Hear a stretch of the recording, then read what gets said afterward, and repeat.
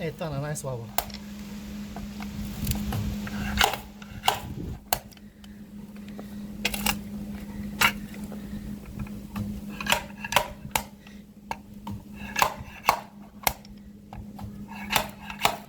И тръгълнчето отпред не пари.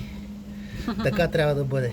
А не да се зачервява отпред и да изпуска. Така.